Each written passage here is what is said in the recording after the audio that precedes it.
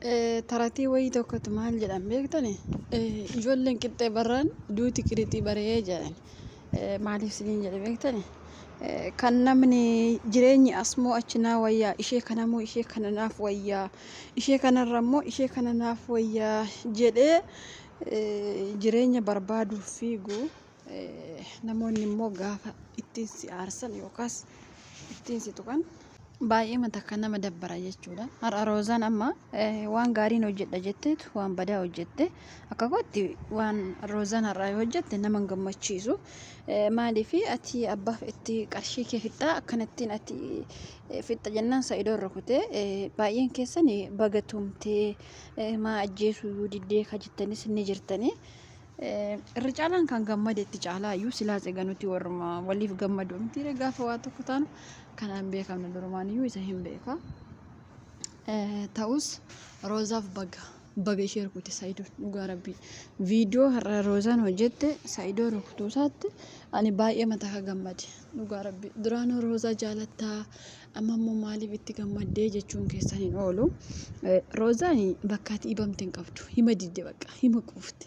Roozaan akka malee quuftee jirti dhugaa rabbii. Bakkuma isheenii dhibamte jirtu bakka jireenya Sa'idoo keessa.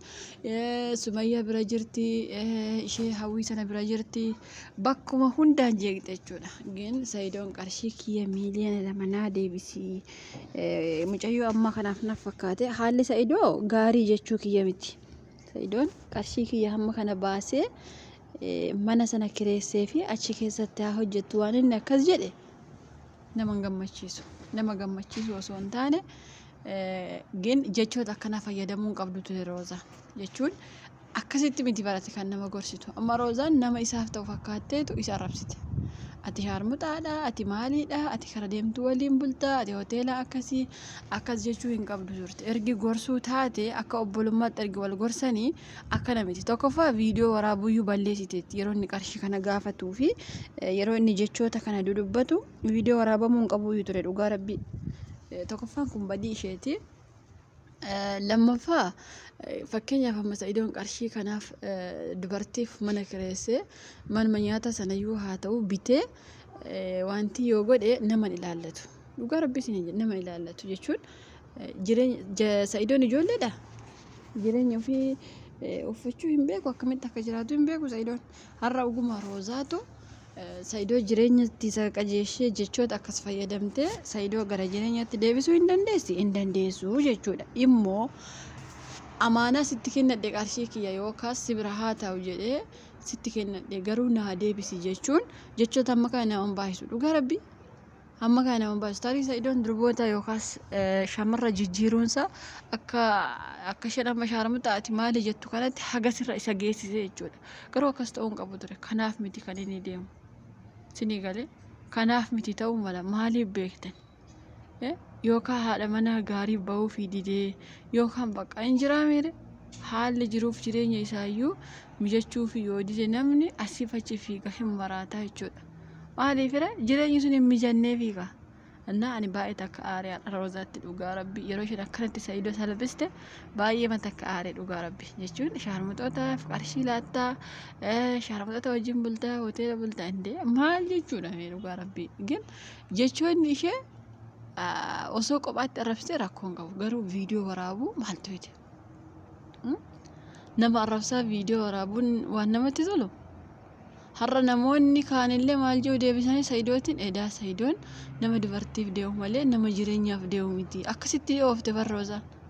Akkas ta'uu hin qabu ture. Dhugaa rabbii na Roozaan rukutamuun ishee ani haganatti iyyuu nan aarsine Sa'idoon xiqqeesse rukuteeyyu. Dhugaa rabbii hin xiqqeesse. Osoo mataa ishee kana lamatti babbaase namatti tola. Bakka qalaflaafaa jireenya isaa keessa bahii jedhamteemi bahii bakka jireenya isaa keessa itti hin heerumtu sin barbaadu jette naan taatu jette Sumayyaa filatte maa gidduu fiigdime dantaa isaati miiliyoona 2 mana bitee kireessee namittiin gurgurtu Awurooppaa deemtee maal taate maaltu ishee qarshii isaa itti laattee biraan deemtu garuu Roozaan baay'ee takka Sa'idoo kana bakka Sumayyaa caalaa namni Sa'idootti naafaa jiru Roozaadha. Maaliif mee?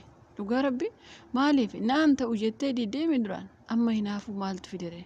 jechuun xiqqoo hawwiin kun haa ariifattuyyuu malee tarii Sa'idoof taates ta'uu danda'a. Maaliif haga tokko Sa'idoon ka'ayyuu fuudhee waliin rakkachaa turerra isheen kun xiqqoo jala tasgabboofte unuuf ta'uu baattullee isaaf taate natti fakkaata. Kanaafuu maaltu ishee dhibere? Qarshii amma immoo irraa ittiin laattu dhugaa rabbii. Ani koo rukutuu isaatiitti yeroo dura hirrifadhee amma itti deddeebi'ee rukutamoo akkam godhasuman jedhu immoo Sa'idoo hin dhiise rukunne. Innoo akkamitti garaa jabaatee rukutte ani ayidoonno naan galu yeroo tokko tokko dhiironni garaa laafani beeki gaafa nama rukunne gaafa achii kan garu dugda kee lamatti si kutanii si'isu jechuudha. Sababiin isaa namoonni qabbanaan gaafa aaranii ka'an baay'ee ulfaatani dhugaa rabbii. Ijoollee ofii haadha manaa ofii waggaa tokko guutuu barbaadu jechuun baay'ee ulfaata. Garuu akka roozaan qoostu miti. Immoo baay'een keessan immoo ka ati meeqa heerumtee ka gaa'illi si didee kan maalii taate isheetiin jechuu jirtanii kanafaa ta'uistanii gaariidha. Ishees akkas jettanii haamilee tokkorra maaliif akkas jette Sa'idootiin qarshii isaa deebisiifi malee maarraa qabda soo jettanii malee ofii keessa illee garatti deemtan hin beekta waan ta'eef 3 heerumtee 4 heerumtee 5 heerumtee kun waan nama ilaallatu hin qabu dhugaa rabbii. Nama takka illee hin ilaallatu jechuudha. Yeroo baay'ee waan kanaan ishee tuqxanii ummatoo mucittiin kun uummanni akkas naan jedhaa bakka ergi carraan kun didee of ajjeesuu filadha jettee lubbuu ishee waa goote mee akkam isinitti tola? Bakka ishee nyaattan nyaata ishee isiniin gaafanne hagabuu oolee bulee isiniin hin jenne abbaa manaa dhabe isiniin hin jenne yoo isheen badii haga maal qabaatte illee jechoota sana isheen tuqina dhugaa rabbii. Koomentii baay'een akkatti barreeffamaaf yeroo hedduu akkasuma haraalee akkasuma ittanii barreessitan. Keessa maal beektu amma carraa keessan? Carraa keessan ni beektani? Carraan nama kamiyyuu hin beekamu dhugaa rabbii.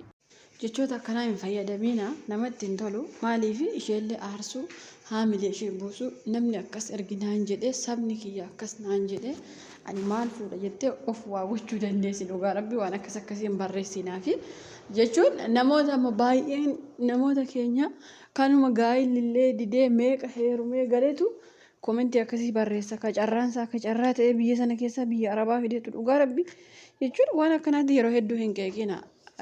Waan badaa hojjettullee akka badaa isheetti arraboota baay'ee jira bar waan wattiin arrabsitan abdan immoo arrabatu dhibe immoo isaan maaliif arrabsitu ati meeqa heerumtee abbaan manaa siin bahu jireenya namaa diiguu jirta waan akkasii dhugaa rabbii ani hin beeku sheem.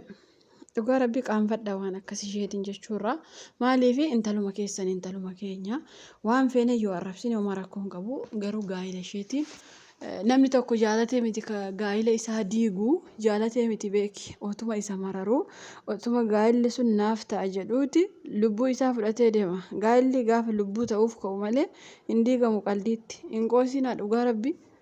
Jechuun mucayyoon kun amma waan isheen doorsifamte maal akka isheen ta'aa turte seenaa nama fakkeessiteellee himattee jirti. Dhugaa rabbii yuutuubii ishee jala deemtanii ilaaluu dandeessanii jechuudha. Kanaafuu seenaa nama fakkeesse seenaa ishee himattee waan jirtuufi keessa deddeebitanii atifaa nama atifaa ka gaa'illi atifaa akkana taate hin jedhina. Nama bar dhugaa rabbii. Maaliif amma baay'een keessan maaliif gara ishee dubbattaa gara ishee moo gara Sa'idoo dubbattachuu dandeessanii ani yeroo baay'ee ijoollee Oromoo kana garuma nama tokkoo hin dubbadhu maaliif beektan nama rarani bakka garaa na nyaatan.